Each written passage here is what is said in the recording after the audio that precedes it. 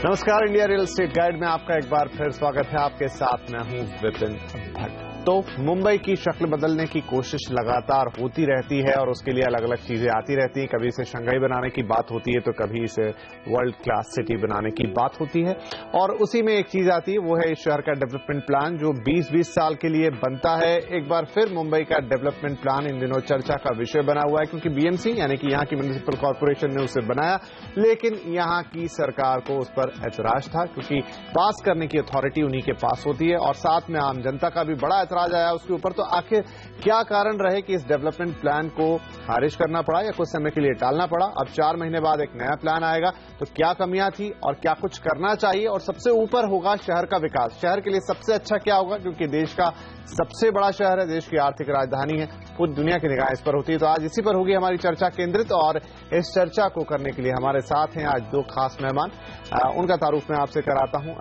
Rises Swaraj के managing director Pankaj Kapoor साहब हमारे साथ हैं, और आज एक और नए मेहमान हमारे साथ इस शो पर जुड़ रहे हैं, वो है राहुल कादरी साहब। आप आर्किटेक्ट हैं और अर्बन टाउन प्लानर भी हैं। आप दोनों का बहुत बहुत स्वागत है। तो शुरुआत पंकज जी मैं आपसे करता हूं। डीपी को बनाया गया, बनाने में काफी वक्त लगता है, 2-3 साल की मेहनत रही होगी, और फिर ये हुआ कि सरकार की तरफ से बाकायदा बयान आया, मुख्यमंत्री साहब ने कहा कि हम इसे खारिज कर रहे हैं। तो ये कन्फ्लिक्ट कैसे, क्योंकि एक बॉडी बनाती है, दूसरी खारिज करती है, दोनों के बीच में क्या कोई समन्वय, कोई कोऑर्डिनेशन नहीं रहता, क्योंकि बड़ा मेहनत और खर्चीला काम है?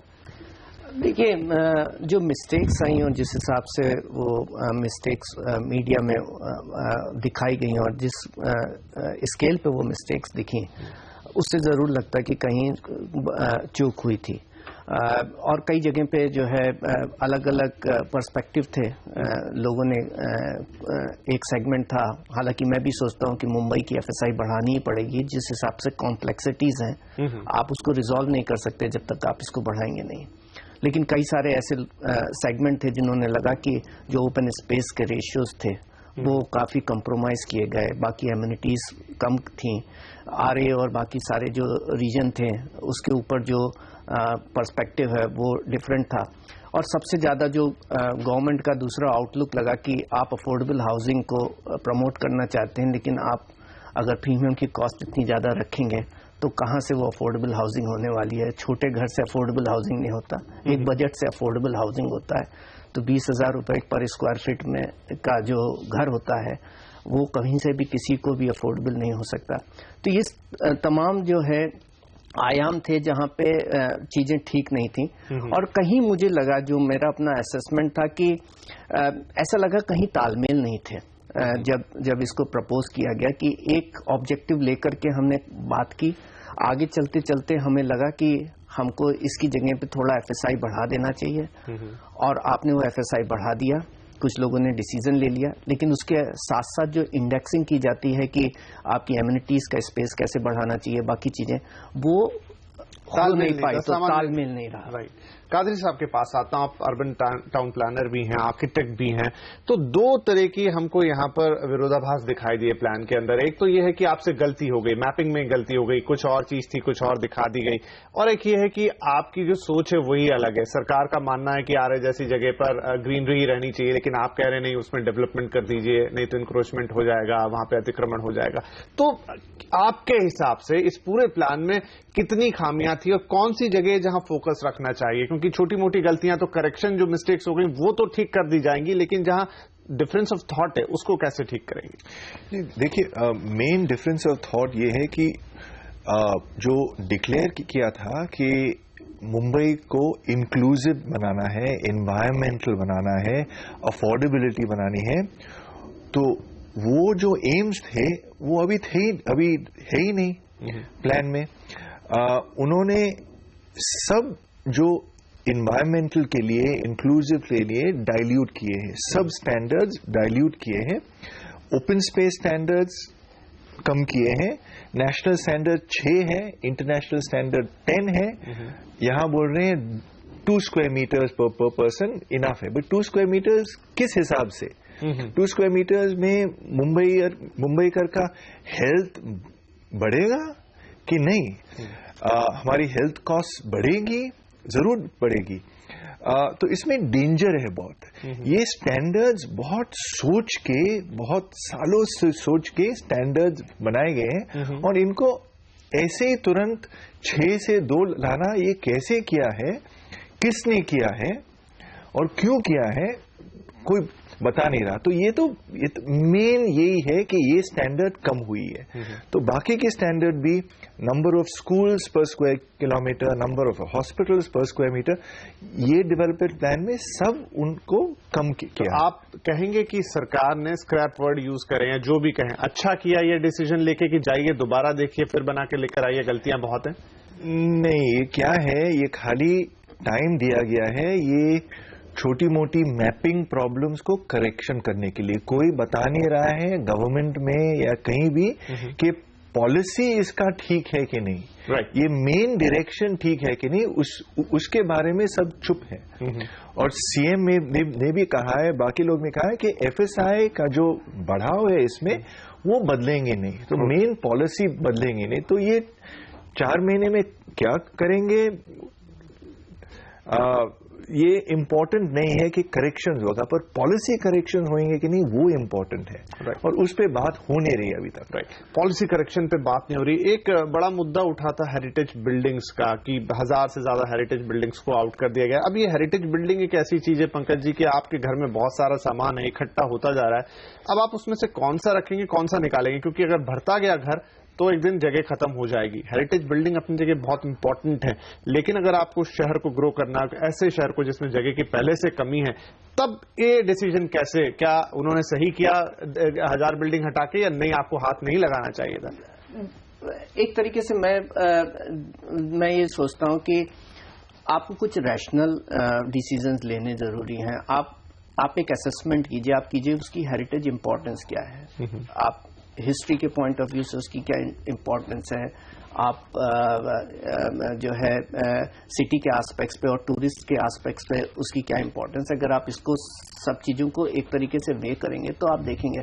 और मैं ये मानता हूं कि अगर एक डीलैपिडेटेड बिल्डिंग है जिसकी कोई इंपॉर्टेंस नहीं है, जहां पे आप खुद ही नहीं देखते उसको और आप बोलिए कि वो हेरिटेज है और हम उसको प्रोक्योर करेंगे, तो मैं ये सोचता हूं कि ये गलत है। तो हम अपनी सिटी की उस ज्योग्राफी के और उसके रिसोर्सेज को ऑप्टिमाइज नहीं करते हैं। घर में पड़ा हुआ एक कबाड़ है जिसकी कोई देखभाल नहीं करता, या तो आप उसको इम्पोर्टेंस दीजिए और आप उसकी देखभाल कीजिए और आप उसको हेरिटेज का एक दर्जा दीजिए जो होना चाहिए, और उसकी वो सिग्निफिकेंस अगर हो तो आप कीजिए। अदरवाइज सिटी के अंदर हमारे यहाँ ऑलरेडी प्रॉब्लम रही है, मेरे पास स्पेस नहीं है टू हाउस दोज पीपल। हमारे पास 52% ऑफ द डीपी रोड जो पिछले प्लान की थी वो अभी तक बनी नहीं है, वो सब एरिया स्लम्स में क्रिएटेड है। तो जब तक हम थोड़ी इंजीनियरिंग नहीं करेंगे, हम और यहाँ पे हम ज्यादा स्पेस क्रिएट नहीं करना चाहेंगे, हम ये सब प्रॉब्लम सॉल्व नहीं कर सकते। तो मैं ये नहीं कहूंगा कि आप सारी हेरिटेज बिल्डिंग को हटा दीजिए, मैं ये जरूर बोलूंगा कि आप उसकी सिग्निफिकेंस को एक तरीके से प्रैक्टिकल डिसीजन लीजिए, उसको रेट कीजिए, रैंक कीजिए, और जो इम्पोर्टेंस वाले हैं आप उसको मेंटेन कीजिए और उसको हेरिटेज का स्टेटस आप मेंटेन करते रहिए। लेकिन जो नहीं है और जो कबाड़ की तरह आज अपनी अहमियत दिखा रही हैं, उन पे आप विचार कर सकते हैं जरूर। तो यहाँ पर अब इस चर्चा में हम लेने जा रहे हैं एक छोटा सा ब्रेक, लेकिन जब ब्रेक से वापस आएंगे तो बात करेंगे कि इस शहर को आखिर किस तरह की चीजों की जरूरत है। क्या ऊंची बिल्डिंगें यहाँ पर चाहिए, या उससे पहले आपको जो नीचे का इंफ्रास्ट्रक्चर है उस पर ध्यान देना होगा। आपकी हेल्थ कैसी रहेगी, एजुकेशन के लिए क्या होगा, ये सारा जो आयाम है एक डेवलपमेंट प्लान के, उन पर कितना फोकस है, चर्चा करेंगे इस छोटे से के बाद।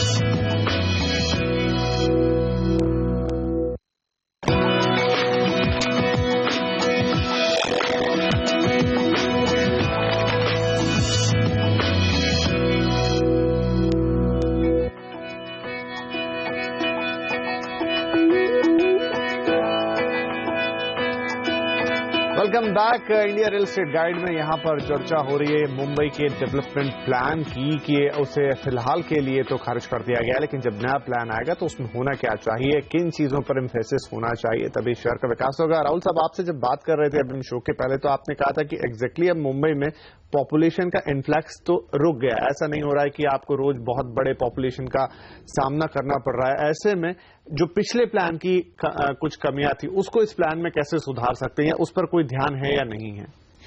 जी एक चीज जो ये प्लान में पहले प्लान से अच्छा है ये कि लैंड यूज प्लान में अभी काफी छूट है। पहले प्लान में ऐसे था कि आप सब लोग यहीं रहेंगे, वर्क प्लेस ऑफ वर्क यहाँ दूर रहेगी, इंडस्ट्री वहां रहेगी, तो लैंड यूज में बहुत स्पेसिफिक था। ये प्लान में अभी दो जोन है, रेजिडेंशियल कमर्शियल। तो कमर्शियल रेजिडेंशियल भी रहेगा, उसके साथ थोड़ी कमर्शियल भी रहेगी, और बड़ा जोन जो है बीच में जो है वो है कमर्शियल रेजिडेंशियल। तो उसमें ज्यादा ऑफिसेज भी बन सकती हैं, इंडस्ट्री भी लाइट वेट हो सकती है। तो ये जो मेजर चेंज है प्लान में, policy change, it is very good. तो करेंगे कैसे? क्योंकि अभी हम देखते हैं मुंबई में काम करने का सारा एक तरफ साउथ बॉम्बे में, और आपके फिर सबब से लोग ट्रैवल करके आते हैं, उसके अलावा ज्यादा जगह है नहीं, तो वो होगा कैसे? जो रीडेवलपमेंट होगी, जो भी प्लॉट की रीडेवलपमेंट में, जो अर्लियर रेजिडेंशियल जोन में रेजिडेंशियल ही अलाउड था, अभी ग्राउंड फ्लोर में रेस्टोरेंट भी अलाउड है, ओके, शॉपिंग भी अलाउड है। पहले शॉपिंग स्ट्रीट्स थे, तो अभी वो जोन में थोड़ा छूट है। तो कमर्शियल एक्टिविटी, डॉक्टर्स के क्लिनिक, छोटे ऑफिस, जिम्स वगैरह, तो और कमर्शियल अभी अलाउड है रेजिडेंशियल जोन में। पर जो बीच में जोन है जहां हमारी ट्रेन लाइन है, वहां उन्होंने कमर्शियल रेजिडेंशियल बनाया है, तो ऑफिसेज भी बन सकती है। तो अगर रीडेवलपमेंट में मिक्स्ड यूज भी हो सकता है, नीचे ऑफिस और ऊपर घर, राइट, वो भी अलाउड है, which is very good, because then लोग पैदल भी आ सकते हैं काम पे और स्टेशन के पास। तो that is one good thing they have done in this plan from the earlier land use plan point of view. पर जो है, जो इन्फ्लक्स कम है, इन्होंने जो कहा, एक चीज है कि जो बड़े बड़े स्लम्स हैं उन्होंने ये प्लान के बाहर छोड़ा है, वो गलत है। क्योंकि वडाला बहुत बड़ा स्लम है, धारावी बहुत स्लम है, बड़ा स्लम है, नॉर्थ में भी बहुत बड़े बड़े स्लम है। उन्होंने खाली एक ग्रे पैच बनाया है, बोले ये प्लान के अंदर नहीं है, ये बात गलत है। Okay, everybody living in Bombay should be in the plan, all units should be within the plan. They should, so almost, I think someone has done a study, 25% of the area available is out of the plan. Yeah. Okay. Which is a bad thing. बहुत concern की बात है इसी पे, क्योंकि slum का जिक्र निकाला कादरी साहब ने, तो आरए की जब बात आई तो वहां पर हम देखते हैं कि बहुत दिनों से पेपर में, जैसे आप कह रहे थे, हर तरफ चर्चा हो रही थी, तो बीएमसी कमिश्नर का वहां पर बयान छपता है कि भाई हम ये चाहते हैं कि आरए एक दूसरा धारावी ना बन जाए, वहां पर भी इंक्रोचमेंट ना हो जाए, फिर आप उसे बचा नहीं पाएंगे, इसलिए हमने आरए को एक डेवलपमेंट जोन बनाने की बात रखी।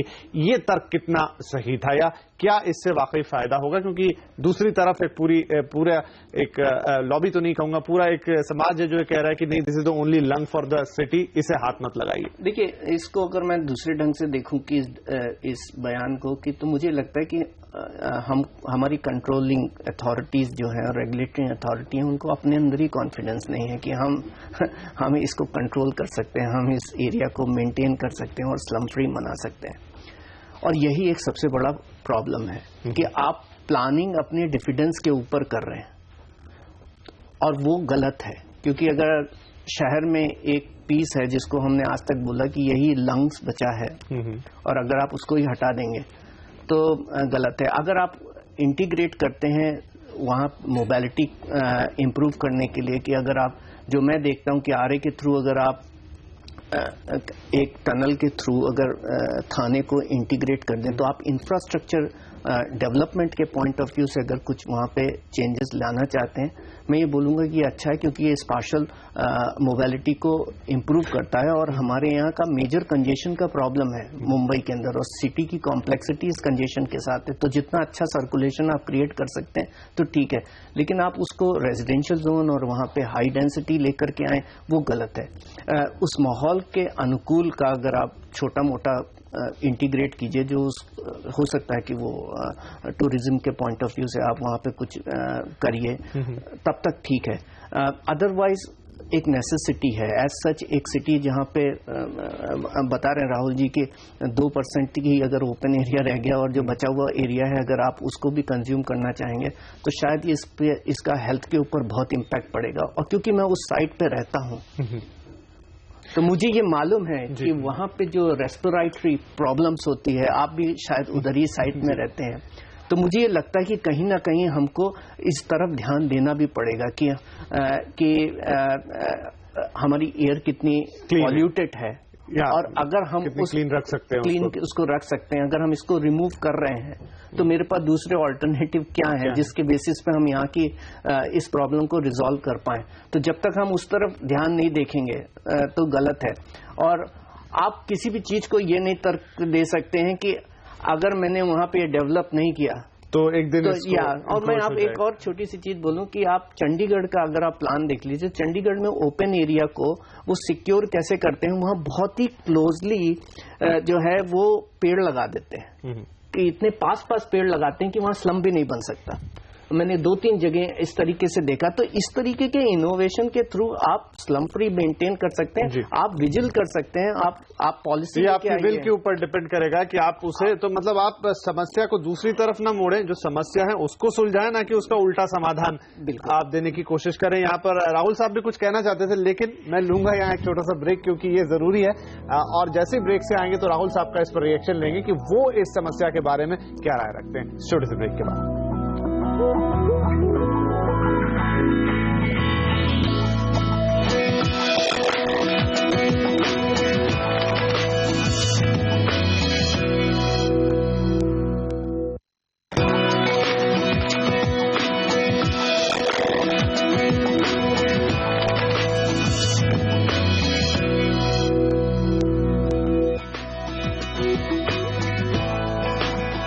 Welcome back. India real estate guide में बड़ी ही अच्छी चर्चा यहां पर चल रही है। बात हो रही है मुंबई के डेवलपमेंट प्लान की, तो क्या कमियां हैं, क्या होना चाहिए, कहां वो चीजें हैं जिन पर ध्यान होना चाहिए और किन पर ध्यान नहीं दिया गया है। राहुल साहब बात कर रहे थे आरए में डेवलपमेंट प्लान की और वहां पर पंकज जी ने अपनी बात रखी। आप भी कुछ कहना चाहते थे, आप कैसे देखते हैं इस चीज को?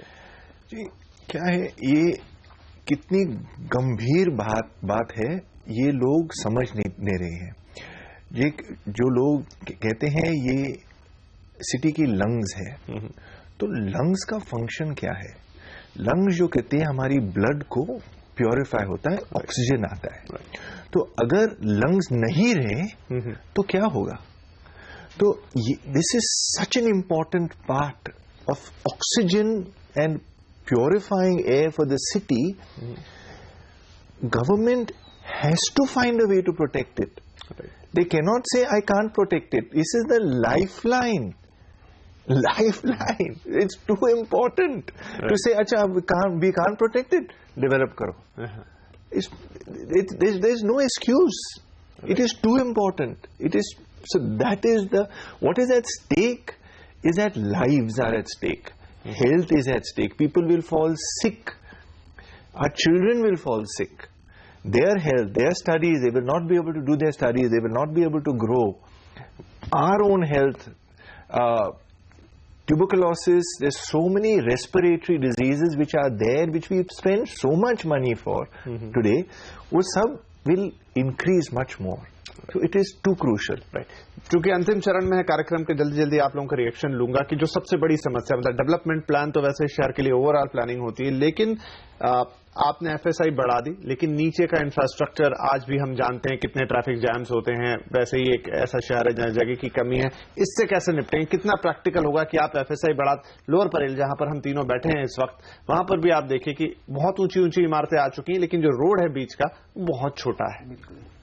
देखिए, कुछ हद तक इन्होंने कोशिश की है कि हम आदमियों को जो है ना पब्लिक ट्रांसपोर्ट पे इंड्यूस करेंगे। हालांकि जो दूसरी हमारी चर्चा आपस में हम बातचीत कर रहे थे कि केवल 7% ही पॉपुलेशन ऐसी है जो कार यूज करती है।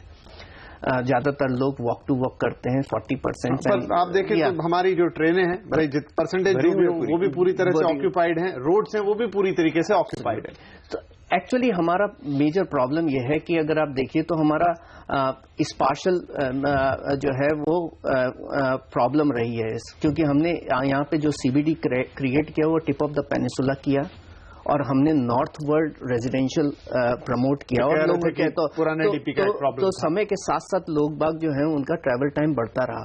और हम खाली मुंबई के पर्सपेक्टिव पे इस डीपी को नहीं देख सकते, क्योंकि आज यहाँ पे काम करने वाला आदमी अगर 50 और 60% जो यहाँ पे काम करता है वो आदमी थाना, नवी मुंबई और बाकी एरिया से भी आता है। तो आप इसको 468 स्क्वायर किलोमीटर के पर्सपेक्टिव में ना देख सकते, लेकिन ये बहुत जरूरी है कि हम ये ट्रैवल टाइम और इस ट्रिप टाइम को कम करें।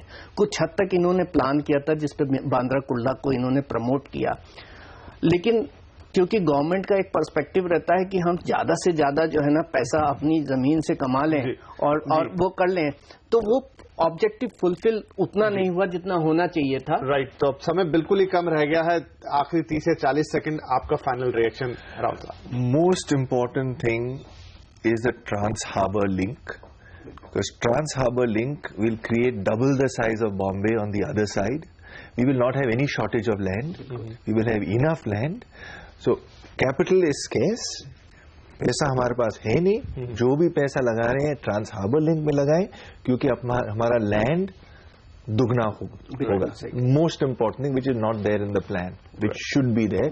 दे have to think of Maharashtra as a whole, not only Bombay as a whole. So that's MMR region, तो पूरे MMR रीजन और अगर और थोड़े बड़े स्कोप पर देखें तो पूरे महाराष्ट्र के हिसाब से, क्योंकि जो उसका सेंटर पॉइंट है वो मुंबई होता है, उसका इम्पैक्ट चारों तरफ आता है। तो ये चर्चा हमने की, डेवलपमेंट प्लान की। अभी 4 महीने का वक्त है जिसमें दोबारा इसको पेश किया जाएगा। इस बीच भी हमारी चर्चा लगातार होती रहेगी कि और कहां कमियां हैं, लेकिन फिर एक बार बैठेंगे जब ये प्लान आ जाएगा कि आ तो गया, क्योंकि अगले 20 साल उसी को चलना है। तो अब ये कितना इफेक्टिव होगा, कितना प्रभावी होगा, क्या अभी भी चेंजेस की जरूरत है? CNBC आवाज पर लगातार इस पर बातचीत होती रहेगी। आज के इस कार्यक्रम में शामिल होने के लिए पंकज जी आपका और राहुल जी आपका बहुत बहुत शुक्रिया। आपसे अगले हफ्ते फिर मिलेंगे, तब तक के लिए नमस्कार।